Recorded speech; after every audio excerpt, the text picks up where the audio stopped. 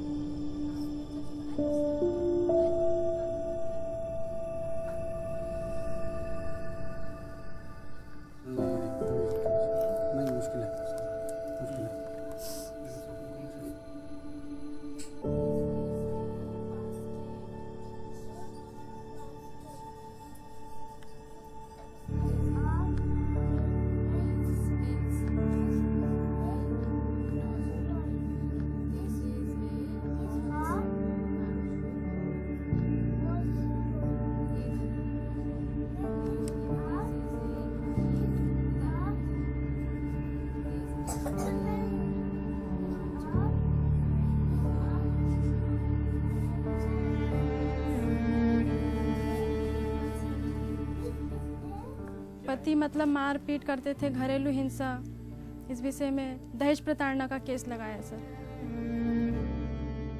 पति ने मुझे जान से मारने की कोशिश भी की।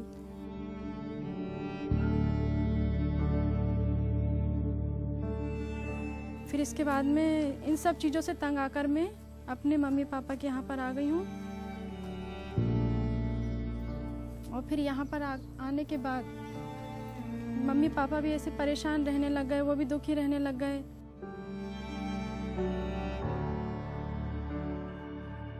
मैंने अपने बच्चे की शादी करी थी, उसके करीब 1 महीने बाद से मेरे बच्चे को थोड़ी तकलीफ देने लग गए सर वापस ससुराल में।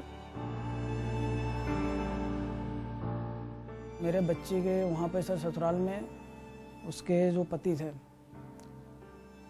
वो सर इतना उस पर शक करते थे, मतलब कि दिन में निकलना सर, नाइट में भी मतलब उसको बाथरूम लेटने के लिए भी मतलब नहीं जान देते थे उसको। एक तरह से बंधक बना के रखते थे सर। वो बहुत परेशान हुई सर। वो चेहरे पे तो सर बिल्कुल हंसी थी ही नहीं। तब से मैं यहाँ आई हूँ तो मतलब सर ये समझिए कि आज मैं जिंदा हूँ, नहीं तो अगर मैं वहाँ रहती तो सर वो मुझे मार ही डालते।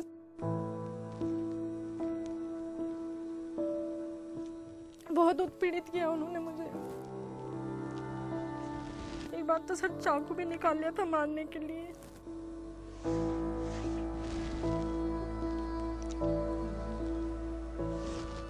फिर मम्मी पापा को फोन लगाया, फिर उन्होंने बोला कि तुम मेरी बेटी को यहीं पे छोड़ कर जाओ।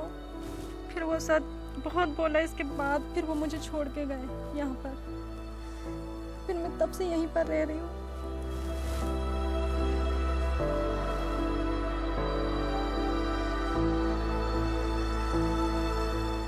मानसिक संतुलन बहुत बिगड़ा हुआ था सर उस समय, क्योंकि एक तो गर्भ में बच्चा पल रहा था उसके, ऊपर से ये घटना घट गई।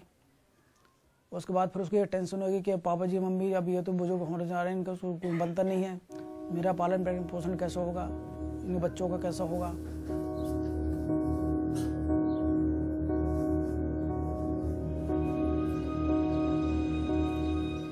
अपने आप को बहुत बेसहारा महसूस कर रही थी सर। वहाँ से आई थी तब मैं यहाँ पर, लेकिन तब से मैं ऊषा सिलाई स्कूल से जुड़ी हूँ। तब से मुझे ऐसा लगता है कि मुझे बहुत बड़ा सहारा लग गया है। मैं अपने पैरों पे खड़ी हो गई हूँ। अब मुझे किसी की कोई परवाह नहीं है। अपने हाथ में पैसे रहने लग गए। मैं जो चाहे वो चीज़ अपने मनपसंद की खरीद सकती हूँ, अपने बच्चे के लिए भी।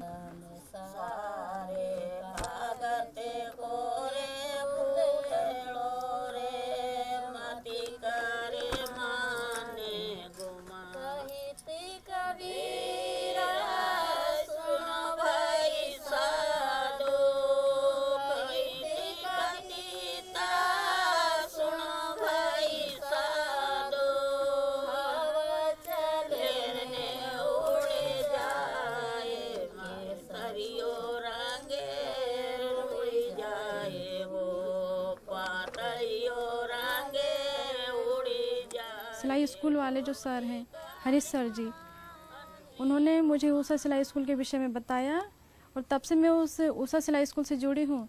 तो आज मैं बहुत खुश हूँ। आज उनकी बदौलत है कि सर आज मैं इस जगह पर खड़ी हूँ। आज मेरा परिवार भी अच्छा है, वो भी सुख शांति से रह रहे हैं और सर मैं भी रह रही हूँ। हमारी आर्थिक स्थिति पर बहुत फ़र्क पड़ा है। हम अच्छे अच्छे कपड़े पहनने लग गए, हम अच्छा खाना भी खाने लग गए हैं और अच्छा हमारा रहन सहन भी चेंज हो गया है सर। और मैं खुद अपना केस भी लड़ रही हूँ इस पैसे से।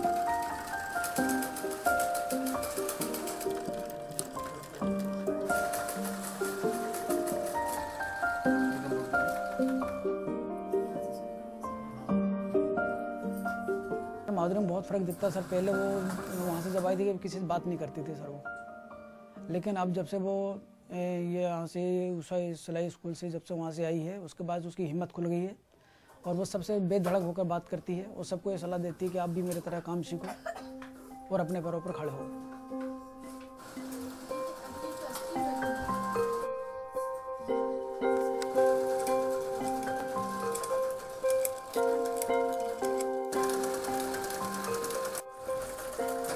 ऊषा सिलाई स्कूल का सहारा नहीं होता तो शायद मुश्किल है सर कि मैं आज इस जगह होती।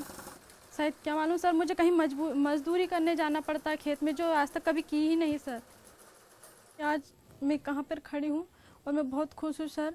और जो पति ने जो मुझे इतनी यातनाएं दी, इतनी उत्पीड़ित किया सर, मैं इतने काम में इतनी बिजी हो चुकी हूँ कि मेरे को उन बातों का याद भी नहीं आता है।